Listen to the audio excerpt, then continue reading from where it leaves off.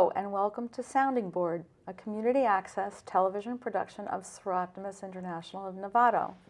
My name is Madeline Peters. My guest today is Carole Dillon-Knutson, talking about women in politics, and I'll introduce her in a moment, but first, just a little bit about Seroptimus. Seroptimus International is a global volunteer organization working to improve the lives of women and girls through programs leading to social and economic empowerment. So Carole, thank you very much for taking time to be here. It's my pleasure. It's just such an honor. I know we've spent time in conversation over years, and I understand a little bit about your political background and certainly how you helped me. But let me just kind of highlight some of your phenomenal accomplishments for our audience. You've served the community and beyond very well. 20 years of elected office, and the Marin, also being involved on the Marin Community College District Board. You also served on the Novato City Council, and you were mayor of Novato 3 times. You're newly elected to the Novato Sanitary Board, and you're also involved on the Smart Train, among many other things. I know the list goes on. Your background and involvement is very important for me to hear about again, and for our listeners to hear about, but I certainly want you to continue and highlight things that sort of showcase your contribution to our political system, your civic engagement, and, you know, we can hear about the importance of women being in politics. Well, it is important for women in politics, and people need to follow their passion. If you have a passion for something, like change or whatever it is, you need to follow with that. And with that, there are some guidelines. And part of that is you have to look the part. Now, people say, well, why is that important? Why is that important? What you wear and your hair and all kinds of things. Well, women are easily discounted and put down because of, did you see her hairstyle? Did you see what she was wearing? That kind of thing, which is easy to discount your message. So you need to dress in a serious manner, solid colors, no frou-frou jewelry, sensible shoes, all of those kinds of things that our media promotes other things. But it's important to dress in that way. You are going, you project an image. When you project that image, your ideas can be taken seriously. I think that was the thing that startled me when we had a conversation, because that was one of the first points that you brought up to me, and I remember, but Carole's done so much, but you know, and then you explained the importance of dress, again, to be taken seriously if you have these passionate ideas and you're involved and interested in change. So this concept of understanding the importance of dress was very, very new to me until you explained it when we had our initial conversation, and certainly now. Well, I first felt when I heard about that I had to dress a certain way. I was very resistant until it was explained to me. Do you want your ideas taken seriously or not? And so I did. So I changed my way of being to look the part. When you look at Angela Merkel, she's always in solid colors. She always looks nicely dressed, but in solid colors, and she's dressed for action. She is business. And that's what people need to do, and that's why dressing is important. Well, it's very interesting that there are certain things that you can control. Yes. And that's very helpful in order to become politically active, to be taken seriously. It's too easy to put yourself out there, and criticism is very easy. If you take some of that away, then you're more apt to deflect the criticism. That's very interesting. I'd like to kind of turn the corner a little because I know that you have so much to share. Could you speak to your becoming politically active? What was going on for you and what did you do? Because I know your political activism was beyond just our local area. Yes. Well, I started walking my first precinct at 13 with my mother in San Francisco. She was backing a candidate and she didn't want to walk door to door alone, so she dragged me along. And I became very taken with that, in that people will tell you what they think at their doorstep. Okay. So I was taken with that. And then I became divorced in 1971 in the first wave of no-fault divorce, when they wrote the law but they hadn't implemented it well. So I became a committed feminist with that and passionate about women's rights and creating an atmosphere of equality. So that was my passion. And so with that, I became involved with National Women's Political Caucus and the Commission on Women in Marin County and National Women's Political Caucus on the state level. And I organized a group that did some lobbying for women's issues on the state. It was called California Legislative Roundtable. Women's organizations generally don't have much money to give candidates or legislators. So there has to be a different way to reach the legislators. So we did that with numbers. We represented thousands of women and women in whatever, constituents in whatever area we were lobbying. So that was very important, and we were successful in getting some legislation through. Then when I came back to Novato, there was an opening on the city council. Well, first of all, there was an opening on the planning commission. So I went for the planning commission. And even though I had been involved in Novato for a long time, I worked on the first general plan, I had done Little League, Girl Scouts, all of that kind of thing with raising my 3 children here. Then I was told, but what have you done for Novato? And I thought, okay. There was an opening on the college district board. So I ran for that, and I was the top vote getter because I worked very hard at that. And then after I was the top vote getter, people paid attention to me a little bit more. So there was an opening on the city council, and after 4 years, I went for that. I lost the first time, but I was the top vote getter the second time for a regular seat. You had to kind of navigate your way again. You know, here you are, because I'm thinking of what you said in terms of your work at the state level and your organizing women, as you said, not much money, but numbers. To me, that's massive. And then you come back and you had to navigate your way by showing your involvement and concern for the community first in terms of the community college board, and then in terms of your position within Novato. So you've had to prove yourself every time. Over and over again. And over again. That's what an election is about. Okay. And when I ran for the college board, I was told, oh no, you can't do that. Nobody from Novato ever gets elected to the college board. So when I came in the top vote getter, that made people sit up and notice.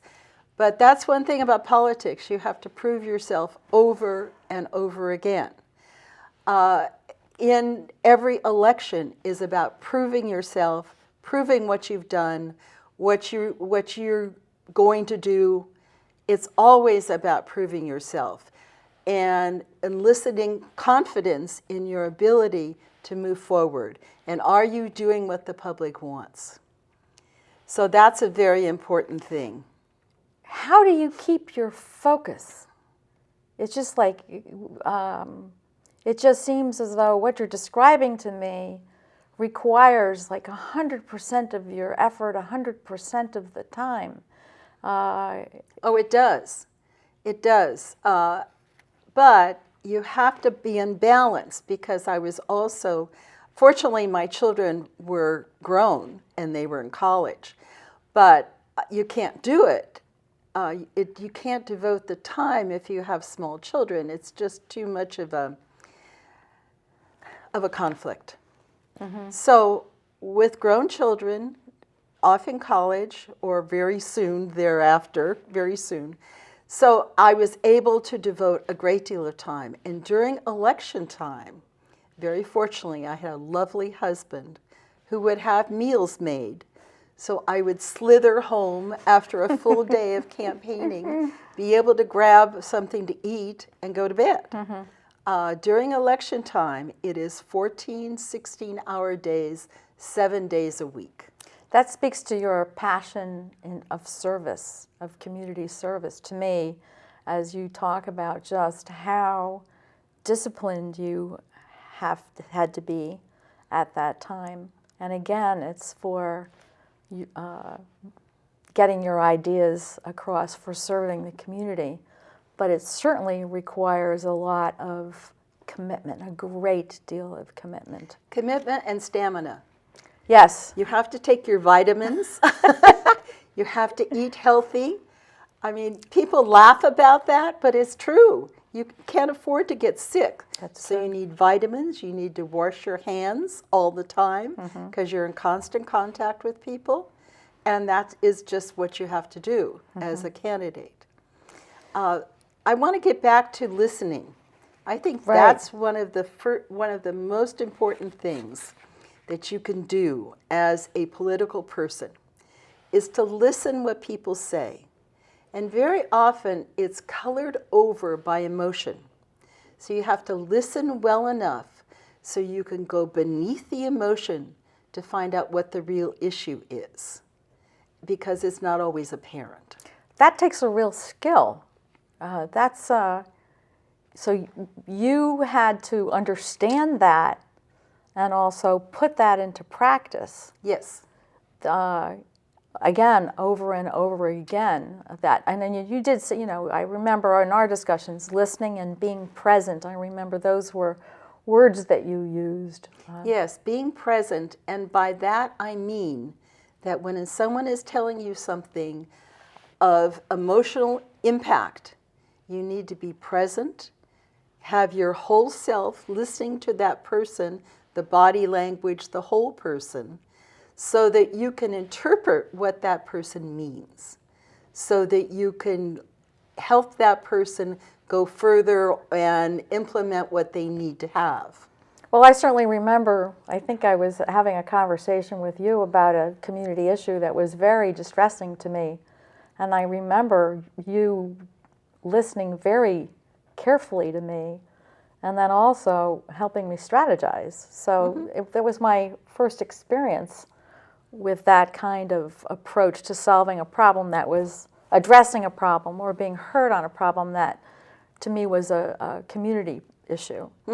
And so I remember that, and I did not realize at the time how important that was, that ability to listen and to then sit down, because the listening is one thing, and interpreting what's beneath that. The other part that amazes me too, it's fascinating to me, is then you move. You strategize yes. how you can move that issue forward in whatever way happens. Yes, I think that's very important, and that's how I've been very valuable on different boards that I've been able to be on, because that's serving the community in the way that helping to move things forward is very important, because as we all know, government it's like a battleship and you're doing the flutter kick. What a metaphor. To move this battleship, it's very difficult. So you have to strategize in order to do that. For instance, with the Arts Center in Novato, out at Hamilton, we had this building, and it was rehabbed by the developer, and he was using it to sell homes out there. So in order to get my council to understand the importance of an arts center, I went to the Torpedo House in Alexandria, Virginia. There they rehabbed an old torpedo factory, And it created a destination for their community, an artistic destination, but a tourist destination also. So I brought the economics of what we could do with an arts center to my council. It took me a year and a half to sell that idea of an arts center in Novato.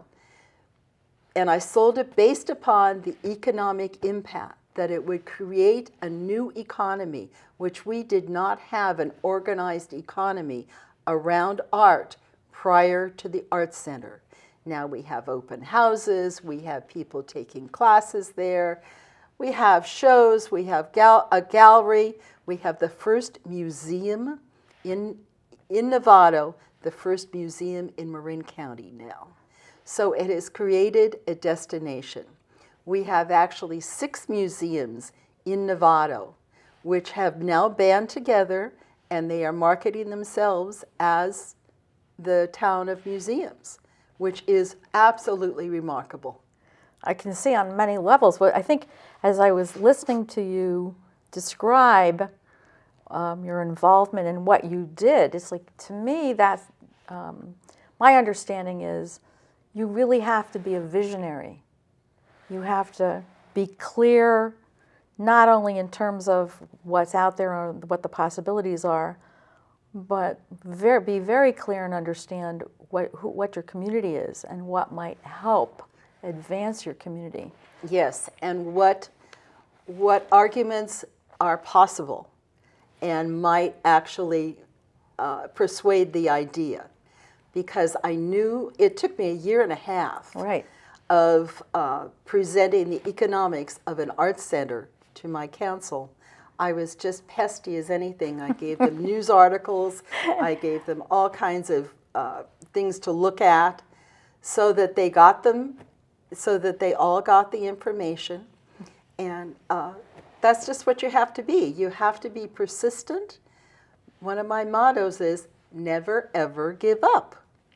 Because when someone says no to something, that's not good. But that's only the beginning of the conversation. That you don't ever let no stop you. You just move through it. And from what you've said too, you never let no stop you. And what I heard you saying too, in terms of giving people information, it seems as though you have to be extremely resourceful and knowledgeable about accessing the information that's going to help people look at perhaps changing their minds, changing their opinion. So to me, that suggests a lot of effort on your part, a lot of research, a lot of development, a lot of having, and I'm sure too, having a way of interacting with members of your council to help them understand the importance to at least read the information, to think about the information, to come together and dialogue about the information. So you're talking to me about skill levels in a variety of ways. I know we started off talking about dress and the impact of dress on your ideas. The part of this whole package is that skill set that involves research and understanding your community. Oh, absolutely. You have to have your facts down. Because unless you do, that's too easy to discount somebody who may have a difference of opinion or access to a different fact. So you have to have your facts down, you have to have done your research, you have to know what you're talking about and be sure of what you're talking about before you take on one of these projects. Well, you want to make sure whatever project you decide to take on, you understand that it's a long haul. Yes. You have to be extremely well prepared. You're not going to take no for an answer, and you're going to move closer to yes. Yes. Moving closer to yes. And my philosophy is giving people enough information that you have to allow them to get to yes. But that also involves a negotiating strategy, as well. Of course. So I think for me, you're painting the picture of, say, your involvement and your skill, your involvement in the community at this level involves like 100% of your being, your intellect, your planning, your organization, your negotiating, you're kind of stepping back and being a visionary, looking at, what is it that Novato would benefit by, as you said, developing a new sort of, I think you used the word commercial, or in terms of the art center and things like that. The synergy of creating an economic synergy, that you have an economic base. Well, I'm going to use that phrase again. An economic, right, to kind of increase the visibility of Novato, the attractiveness, bring people in, and also have an economic effect. That's right. Okay. So that's what makes it fun. Is it? That is what makes it fun. It's bringing all of these skills together. And then when it works, it is fantastic. Uh-huh. Well, I can imagine there's probably a deep feeling of satisfaction. Oh, there is. Uh-huh. It just seems as though you have a long way to go to get to that satisfaction point. You have to be the visionary to see things happen in stages, and you can't give up, and you have to attend, as you said, to the facts. Yes. And you have to attend to your social interpersonal skills, because you're working with people. That's right. Oh, it's phenomenal. I do want to turn the corner just a little bit, because the topic for today is women in politics, and you've been talking about your involvement in politics, and but how about looking at the role that you've played as a political activist, on a large scale and on a local scale, and what are your thoughts on women in politics? As you've seen changes, as you said, you were part of the first wave of the no-fault divorces, and that position as you said, it confirmed you as a feminist. So could you speak about just the need to increase women in politics, or what women do, or what your perspective is, or anything else that comes to mind? We now have more women running, particularly for president, which is, to me, very positive. They can bring out what the issues are. It's not quite so unusual to have a woman running. When I ran the first time for the city council, I was told, oh, you can't possibly run. There's already a woman on there. One. Can't have two. I had a man tell me, oh, you're the first woman that I've ever voted for. Don't tell my wife. I mean, those kinds of things are very precious. But it's not so outlandish to have a woman running. Some women you like, some you don't. You can't just vote for a woman because she's a woman. You have to be sure that she is in line with your values. So that's the first thing. The other thing is that it's hard for a woman to run because of money. It takes money to get the word out. All those mailers that you get, they all cost money. Yes. And you have to have those in order to reach the public. We used to reach the public by phone banking. That doesn't work anymore, because people filter their phone messages. If they don't know the number, they will not pick up.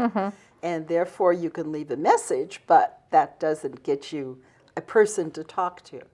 And the idea of politics is you have to have enough people to talk to in order to get a feeling of what they're thinking, get a feeling of where you can go with ideas. So that's very important, and that happens door to door. There's nothing like teaching you listening except going door to door and engaging with somebody in their territory, and you're asking them for their vote. And I always ask people, what's important to you? What's important to you on this issue? So they tell you. They tell you what their thinking is, and that is so valuable. And it teaches listening. It absolutely does. Well, on listening, I remember one, I can't remember the exact experience, but you and I were spending some time together, and I was watching your interaction. You were constantly interrupted, but you just seemed, I think my question to you was, how do you manage this? And your response to me at that time was, you're present. You're present. Could you elaborate on that? Well, being present means that you're not worried about where you're going next. You're not worried about what's happening at home. You have to focus and be listening to that person and not be anywhere else in your head. So it takes the amount of time that it takes. You can't be worried, oh, I've got to go, because that doesn't work, because you're missing what the nuances are. So that's what I mean by being present. Well, we've touched on a lot of very important things in this conversation, and usually at this point I ask my sort of reflective question is, what of the different things that you talked about would you like to emphasize for our viewing public? You know, are there one or two things that pop into your mind that you just think are critical for women who are interested in being involved in politics to pay attention to? Well, I think society in general, we're not putting, I talk to so many people who say, oh, government, that doesn't affect me.